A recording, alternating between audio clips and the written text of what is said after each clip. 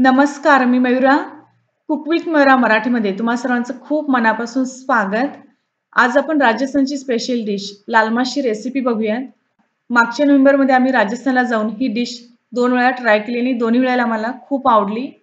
समोर जे स्क्रीनवर जे शेवटचे 2 फोटोज दिसत आहेत, तर ते रेस्टॉरंटमधलेच आहेत. तर हे लाल मास ॲक्चुअली मटणापासून तयार केलं जातं. तर यासाठी इथे मी अर्धा किलो मटण स्वच्छ पाण्याने धुवून घेतले आहे. हाफ कप दही, हे दही फेटून वापरायचं आहे.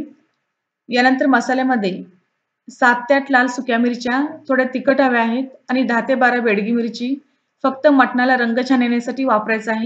जर घरी या मिरच्या नसतीलच तर साधं प्लेन लाल तिखट तुम्ही वापरू शकता.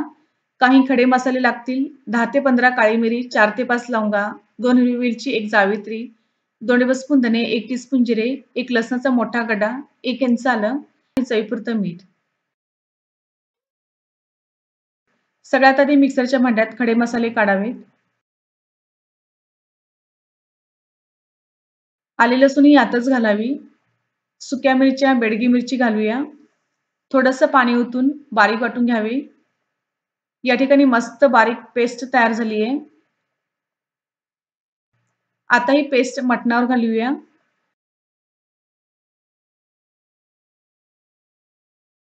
यानंतर घेतलेले दही आधी छान फेटून घ्यावे आणि मगच मटणावर घालावे.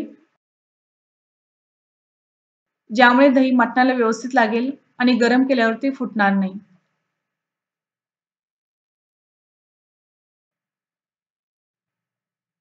आता मसाला आणि दही मटणाला व्यवस्थित लागले आहेत. वर झाकण ठेवून फ्रिजमध्ये हे मटण जवळपास 30 मिनिटे ते 1 तासभर ठेवून द्यावे.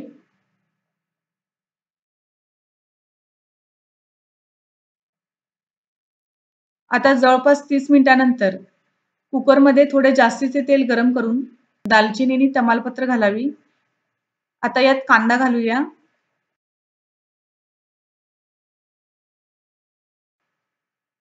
कांदा छान सोनेरी रंगाचा होईपर्यंत भाजायचा आहे. या ठिकाणी कांदा छान सोनेरी रंगाचा झालाय. यात आता मॅरिनेट केलेले मटण घालूया. मटण तेलात छान परतायचं आहे.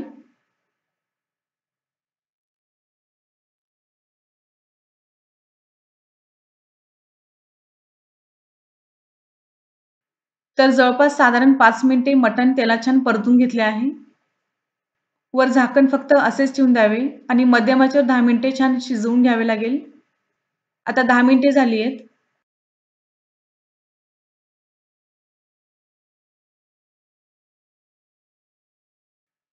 चवीपुरते मीठ घालायचे आहे.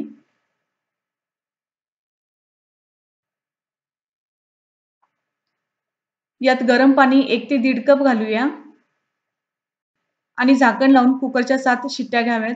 गॅस मध्यम आचेवर ठेवला आहे. या ठिकाणी कुकरची 7वी शिट्टी झाली आहे. प्रेशरही निघाले आहे. झाकण उघडूया. वॉव! मस्त तर्रीदार मटण तयार झालंय. रंगही खूप छान आलाय. तुम्ही बघू शकताय. एकदा हे मटण छान ढवळून घ्यावं. ग्रेव्ही देखील भरपूर आहे.